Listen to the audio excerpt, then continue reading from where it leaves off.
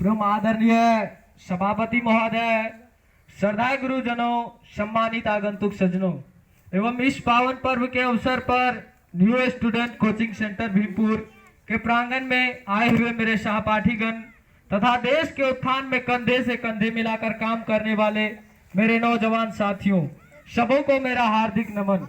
हम अपनी जान की दुश्मन को अपनी जान कहते हैं, हम अपनी जान की दुश्मन को अपनी जान कहते हैं। मोहब्बत के इसी मिट्टी को हिंदुस्तान कहते हैं।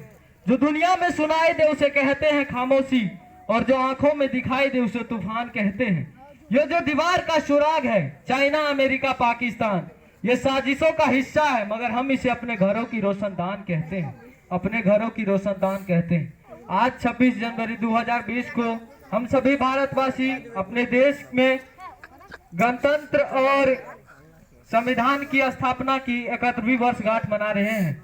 आज से 70 वर्ष पूर्व यानी आज ही के दिन हमारे देश के महान नेताओं के द्वारा 2 वर्ष 11 माह 18 दिन के अथक प्रयास से बना हमारा संविधान ने एक आधारिक रूप ले लिया था।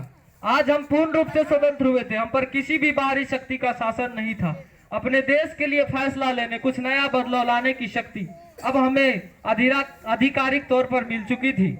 हम लोग बहुत अच्छी तरीके से जानते हैं कि हम सब 15 अगस्त 1947 ईस्वी को अंग्रेजी हुकूमत से आजाद हुए थे। आजादी का असली मतलब वही समझ सकता है जिसने कभी गुलामी की हो। हम तो सौभाग्यशाली हैं कि हमने स्वतंत्र देश में जन्म लिया। यूं तो आजादी की लौ 1857 में ही जल चुकी थी, जो 1947 में विशाल बनकर हमारे देश को आजाद कराई। किंतु जब हम फिरंगियों के फेरों में फंस चुके थे, तब रंग दे बसंती की एक आवाज पर टोलों के टोलों उमड़ाते थे, और उनकी वंदे मातरम के नारे से उनके खून में आने वाली 5-5 डिग्री की तूफान उन अंग्रेजों की जड़ों में तूफान ला देता था। लोग मर जाते थे, मिट जाते थे, फांसी चढ़ जाते थे, किंतु वो भी अपनी देशभक्ति साबित कर रहे होते थे, क्योंकि ये उस दौर की देशभक्ति की कसौटी थी। उसके बाद 62, 65 और 71 के युद्ध में अपना सुहाग गवा देने वाली औरत, जब घर के हालात ये हो जाया करती थी कि प्यार भी भरपूर गया, मांग की सिंदूर गया, नन्हे नौनिहालों की लंगोटियां चली गई, छोटी छोटी बेटियों की चोटियां चली गई, बाप की कमाई गई, भाई की पढ़ाई गई। ऐसा एक विस्फोट हुआ, पता ही नहीं चला कि पूरे जिस्म की कई बोटियां चली गई। और आपके लिए तो एक आदमी मरा है साहब, किंतु मेरे घरों की तो रोटियां चली गई। वाले हालात पैदा हो जाने के बावजूद भी एक माँ अपने बेटे को सड़क पर भेज देती थी दुश्मनों की धज्जियां उड़ाने, और उसे पत्र लिखा करती थी कि माँ ने पत्र लिखा है बड़े ही चाव से, पुत्र मेरे ना घबरा जाना, 1 इंच भी पीछे ना हटना, चाहे इंच इंच कट जाना, चाहे इंच इंच कट जाना। इस तरह पूरा परिवार अपनी देशभक्ति साबित कर रहा होता था। तब देश बलिदान मांगता था, तब देश लड़ जाने को, कट जाने को, मर जाने को, फांसी चढ़ जाने को कहता था। किंतु आज देश लड़ जाने को, कट जाने को, मर जाने को, फांसी चढ़ जाने को नहीं कहता, बल्कि यदि कोई व्यक्ति अपना काम पूरे ईमानदारी, पूरी मेहनत और पूरी लगन से करे ना, तो वही सबसे बड़ी देशभक्ति है। और अगर आप कहेंगे कि साल में 2 बार हाथों में तिरंगा ले लेना देशभक्ति है, तो मैं पूछना चाहूंगा कि ट्रैफिक की छांव में जो बच्चा नंगे पांव तिरंगा बेच रहा होता है, तो क्या आप उसे उसकी देशभक्ति कहेंगे? ये उसकी देशभक्ति नहीं, ये उसकी पेट की भूख की शक्ति है जो उसे ऐसा करने पर मजबूर कर देती है।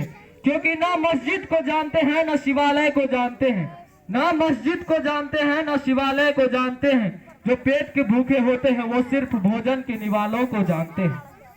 अपने राष्ट्र, अपने देश, अपने परिवार के लिए समर्पण का भाव हमारी सच्ची देशभक्ति, और हर एक देशद्रोही के जीवन में आने वाली तूफान है हमारी सच्ची देशभक्ति, ताकि हर एक देशद्रोही ये समझ सके कि अगर तू परिंदा है तो ये आसमान तेरा है, अगर तू दरिंदा है तो ये शमशान तेरा है। भाईचारे से रहना है तो रह इस जमीन पर, वरना ये कब्र भी तेरी है और ये कब्रिस्तान भी तेरा है।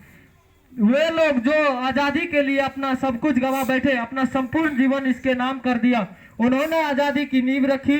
उन्होंने इस देश के भविष्य के लिए स्वर्णिम भविष्य का सपना भी देखा था, जो आज भी अधूरा है, जिसे पूरा करने की जिम्मेदारी हम सब की है।